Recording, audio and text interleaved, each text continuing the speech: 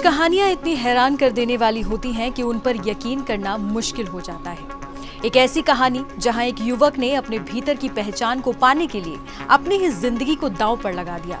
प्रयागराज से आई इस खबर ने हर किसी को झकझोर कर रख दिया है। ये सिर्फ एक घटना नहीं बल्कि एक दर्द, एक पहचान और एक अकेलेपन की दास्तान है। पूरा माजरा क्या है, इस वीडियो में आगे जानिए। अस्पताल के इस बेड पर लेटे 22 साल के इस युवक की कहानी सुनकर आप हैरान रह जाएंगे। यूपीएससी जैसी प्रतिष्ठित परीक्षा की तैयारी करने वाले इस होनहार छात्र ने लड़की बनने की चाह में अपनी ही जान को खतरे में डाल दिया। इसने सर्जिकल ब्लेड से अपना प्राइवेट पार्ट काट डाला। कल्पना कीजिए, इस भयानक कदम से पहले इसने खुद को सुन्न करने के लिए एनेस्थीसिया का इंजेक्शन भी लगाया। इसको सब मुंह है सर, इंसान कोई भी किसी को कुछ भी बोल देता है, लेकिन मैंने ये खुद के अंदर आपको अंदर से खुद लगने लगा कि मैं लड़की हूँ, ऐसा ऐसी फीलिंग है। हाँ, 14 इयर्स में ऐसा होने लगा था मुझे, 14 इयर्स एज पे।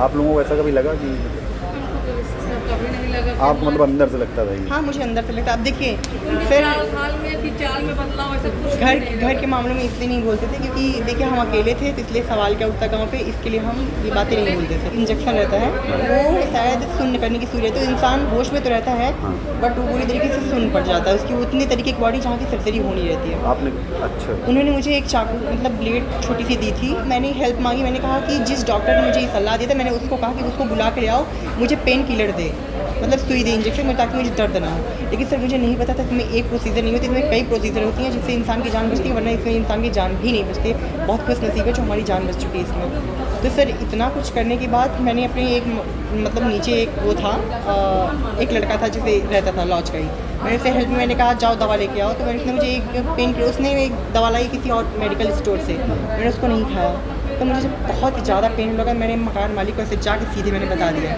सर मैंने चिल्लाया, मैंने कहा भैया कोई मुझे एम्बुलेंस बुलाओ, मुझे जाना है, मुझे पेन हो रहा है। हम किससे बताएं कि मैंने खुद अपने शर्म की बात है कि मैं खुद ऐसे कर सका कि लोग आश्चर्य में। मैंने कहा प्लीज़ कोई छत पे ना आइए।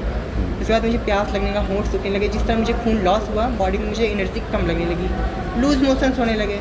फिर मुझे ऐसा लगने लगा कि हाँ अब मुझे बहुत ज़्यादा ही पेन होने वाला है, फिर अथाह पेन होने वाला है। वहाँ ठीक करने का कोई वो नहीं था, सिर्फ लोग फ़ोटो खींचते थे, आके कम्प्लीमेंट देते थे, इलाज नहीं करते थे। तो वहाँ से गुस्से से आके मैंने मतलब वहाँ से रिफ़र करवाने के लिए मैंने सोच रखा था। तो वहाँ से पुलिस आए, मतलब मम्मा पैनामा, कोई हाथ से पैनामा होता है ना, वैसे मेरी अंगूठी पे ये निशान लिया गया। तो उसका निशान लेने के बाद वहाँ से रिफ़र करवाया। जब हम यहाँ पहुँचे आई गेस कि इस तरीके का हॉस्पिटल कभी नहीं, कहीं नहीं था। यहाँ से मुझे एक नई लाइफ, मतलब जिस कंडीशन में हम यहाँ इंटर किए थे। बताया जा रहा है कि ये सब उसने एक झोला छाप डॉक्टर की सलाह पर किया। जब इंजेक्शन का असर खत्म हुआ तो इसकी तबीयत बिगड़ने लगी। ये अपने कमरे में ही तड़पने लगा। मकान मालिक ने तुरंत इसे पहले सरकारी अस्पताल बेली और फिर स्वरूपपुरानी नेहरू अस्पताल में भर्ती कराया, जहां इसका इलाज चल रहा है। अपना ही प्राइवेट पार्ट काटने वाले इस युवक का कहना है कि वो लड़का नहीं बल्कि लड़की है। उसे ये एहसास 14 साल की उम्र से ही होने लगा था, लेकिन परिवार में इकलौता लड़का होने के कारण वो अपनी ये बात किसी से कह नहीं पाता था। मौसी के घर रहने के बाद वो प्रयागराज आया और यूपीएससी की तैयारी करने लगा, लेकिन भीतर की इस पहचान ने उसे चैन नहीं लेने दिया। हमारा बेटा तो बहुत अच्छा था और कोई डॉक्टर मिला, हमको तो मालूम नहीं है कौन डॉक्टर है। उनको अपने बात में बहकाया, फुसलाया और बोला कि ये ऐसे करने से तुम्हारा ऐसा ही हो जाएगा, और उनको दवा दिए। हम लोग को जानकारी नहीं है। हम लोग को जानकारी जिस मतलब ये सब करने से पहले उनको एक डॉक्टर हैं तो उनकी गार्जियन को बुलाना चाहिए। आपने मंजूर कर दिया। अब गार्जियन मान लो 17 साल का बच्चा बोल रहा है तो उनका प्रमाण है कि अब जो है उनकी माँ बाप को बुलाएं।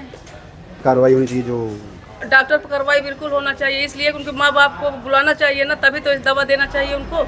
लड़की बनने के लिए इसने इंटरनेट पर, खासकर यूट्यूब पर तरीके खोजने शुरू कर दिए और यहीं से उसकी मुलाकात एक झोला छाप डॉक्टर से हुई, जिसने उसे ये भयानक सलाह दी और सारा सामान भी मुहैया कराया। एक ऐसे कदम के लिए उकसाया जिसने उसकी जान को ही खतरे में डाल दिया। इस पूरे मामले पर एसआरएन अस्पताल के सर्जरी विभाग के हेड डॉक्टर संतोष सिंह का कहना है कि जब युवक को भर्ती किया गया था तो वो खून से लथपथ था। डॉक्टरों के मुताबिक ये युवक जेंडर आइडेंटिटी डिसऑर्डर या जेंडर डिस्फोरिया जैसी बीमारी से पीड़ित है। यहाँ व्यक्ति को लगता है कि उसका जैविक लिंग उसकी आंतरिक पहचान से मेल नहीं खाता। मंगलवार की रात में हमारे पास एक बच्चा आया जो कि घायल अवस्था में, एक लड़का है जो यंग है, 20-22 साल के आसपास उम्र है उसकी। और अभी जो उस दिन आया था जिस हालत में, उसके प्राइवेट पार्ट से काफ़ी ज़्यादा खून बह रहा था और कटा हुआ था। प्राइवेट पार्ट को उसने काट लिया था। जब हमने हिस्ट्री ली, बात की, तो पता चला कि उसने लोकल इंजेक्शन लगा करके किसी की सलाह पर, और उसने अपने प्राइवेट पार्ट को काट लिया था सर्जिकल ब्लेड से। काफ़ी डैमेज कर लिया था, काफ़ी खून बहा था। उसके परिवार के लोग मतलब जानने वाले लोग लेकर के आए थे। बाद में जब हमने उसकी प्रॉपर डिटेल ली तो उसने बताया कि उसको ऐसा लगता है कि वह एक गलत सेक्स में रह रहा है। मतलब वो लड़का है लेकिन उसको ऐसा लगता है कि उसको लड़की होना चाहिए था। उसकी आवाज़, चाल ढाल या तमाम चीज़ों से ऐसा लगता है कि नहीं, मैं लड़की हूँ और लड़का बन के लड़के के रूप में हूँ। तो इसलिए उसने किसी से राय ली और किसी ने गलत राय दी, एक तरह से गलत सलाह दी। और उस सलाह में उन्होंने ये कह दिया कि आप अगर लोकल इंजेक्शन लगा करके ये कर लेते हैं तो फिर वो जो है दिक्कत हो जाती है। आप ऐसा करिए कि आपने खुद से अगर ऐसा कर लेंगे, इंजेक्शन लगा करके कट कर लेंगे, तो आपका जो डिज़ायर्ड सेक्स चेंज है वो हो जाएगा। जबकि ये गलत है, सरासर गलत है। किसी को भी अगर ऐसा लगता है, जिसको कहते हैं जेंडर आइडेंटिटी डिसऑर्डर, अगर किसी में ऐसा है या जेंडर डिस्फोरिया है, तो ऐसे केसेस में हम लोग राय देते हैं कि पहले साइकेट्रिक एवेल्युएशन होना चाहिए और हार्मोन थेरेपी चलनी चाहिए।